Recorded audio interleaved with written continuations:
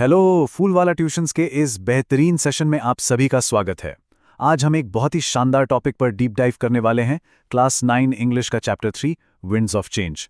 हम इस चैप्टर के हर पहलू को बहुत ही दिलचस्प तरीके से समझने वाले हैं, तो चलिए फुल एनर्जी के साथ शुरुआत करते हैं।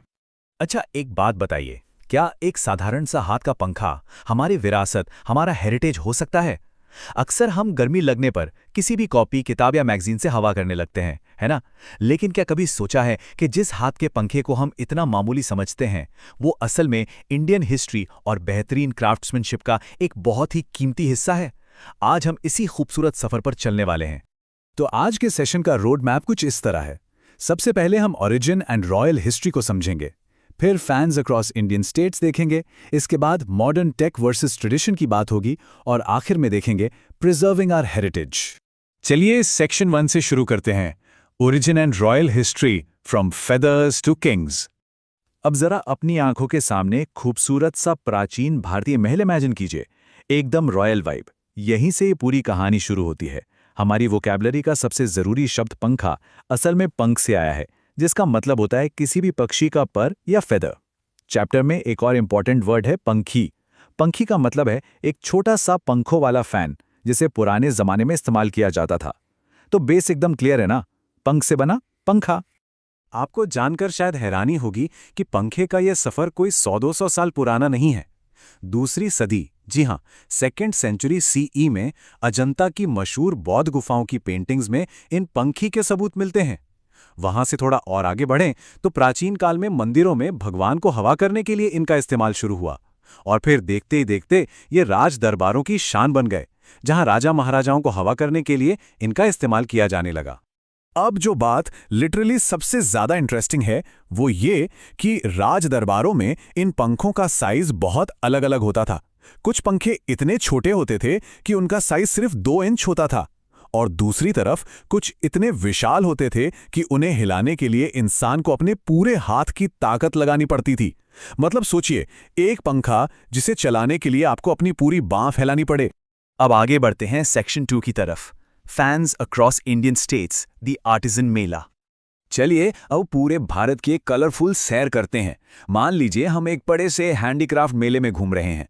अगर हम राजस्थान की बात करें तो वहां एप्लिक और जरदोजी का काम देखने को मिलता है, जिसमें फैब्रिक, सोने के धागे और सजावटी सुइयों का इस्तेमाल होता है।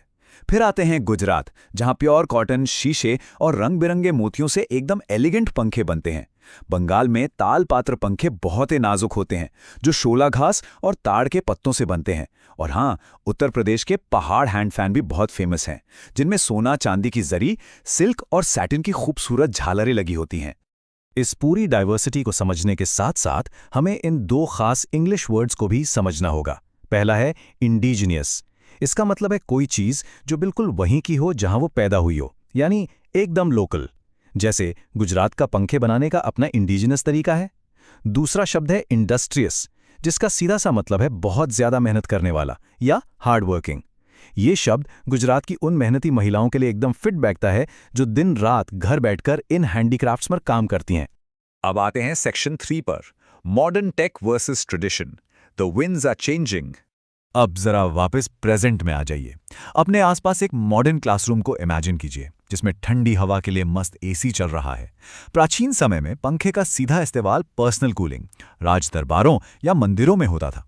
लेकिन आज की सच्चाई काफी अलग है। आज ये पंखे हवा करने के काम कम आते हैं, बल्कि ये दीवारों की सजावट यानी वॉल डेकोरेशन, ट्रेडिशनल क्राफ्ट और कमर्शियल हैंडीक्राफ्ट बिजनेस का हिस्सा बनकर रह गए हैं। और इसी बड़े बदलाव ने जन्म दिया है हमारी अगली टर्म को, लाइवलीहुड, जिसका मतलब है रोजी रोटी या जीवन जीने के लिए जरूरी साधन जुटाना। जब पंखे ने एक पर्सनल कूलिंग डिवाइस से एक कमर्शियल बिजनेस का रूप लिया, तो ये भारत के हजारों कारीगरों के लिए एक बहुत ही इंपॉर्टेंट लाइवलीहुड यानी रोजगार का साधन बन गया। आज यही कारीगर अपनी इस अनोखी कला के दम पर अपने परिवारों का पेट पाल रहे हैं। लेकिन इस पूरी कहानी में एक बहुत बड़ा ट्विस्ट भी है। चैप्टर की इस लाइन पर जरा गौर कीजिए। समय के साथ नई तकनीक और आविष्कारों के आने से पंखे की ये खूबसूरत संस्कृति भारतीयों के बीच अपनी पहचान खोने के खतरे में है। ये सच में गहराई से सोचने वाली बात है।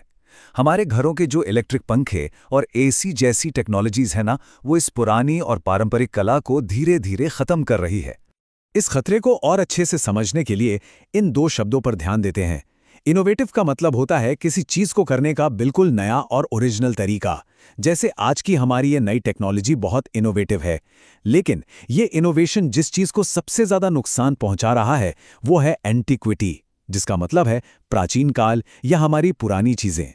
उड़ीसा और बिहार के बड़े बड़े पंखे अपनी इसी एंटीक्विटी यानी प्राचीनता की वजह से पूरे भारत में जाने जाते हैं, जो आज सच में खतरे में है। तो अब बारी है सेक्शन 4 की, preserving our heritage, saving the art. अब सवाल यह है कि हम कर क्या सकते हैं। हमारी टेक्स्ट बुक में इस कला को बचाने के लिए कुछ बहुत ही प्रैक्टिकल कदम सुझाए गए हैं। पहला, हमें इन सांस्कृतिक कहानियों और कला यानी आर्टिस्ट्री को दिल से अप्रिशिएट करना चाहिए। दूसरा, कारीगरों को एक ऐसा कमर्शियल प्लेटफॉर्म देना चाहिए जहां से वो एक सस्टेनेबल रोजगार कमा सकें। तीसरा, जगह जगह पंखे बनाने की वर्कशॉप्स आयोजित होनी चाहिए ताकि ये स्किल हमारी नई जनरेशन तक भी पहुंचे। और चौथा, हैंडीक्राफ्ट्स एग्जीबिशंस लगानी चाहिए जिससे लोगों में इस खूबसूरत कला के बारे में अवेयरनेस फैले। तो आज के सेशन को खत्म करने से पहले एक सवाल हम सभी को खुद से पूछना चाहिए। मशीनों के इस सुपर फास्ट दौर में अपनी लोकल आर्ट और अपनी विरासत को बचाने में हम कैसे मदद कर सकते हैं? क्या अगली बार कोई हैंडीक्राफ्ट खरीदकर किसी कारीगर का हौसला बढ़ाया जा सकता है? बिल्कुल। इसी विचार के साथ आज का हमारा ये सेशन यहीं समाप्त होता है। इन कॉन्सेप्ट्स को रिवाइज करते रहिए। मिलते हैं अगले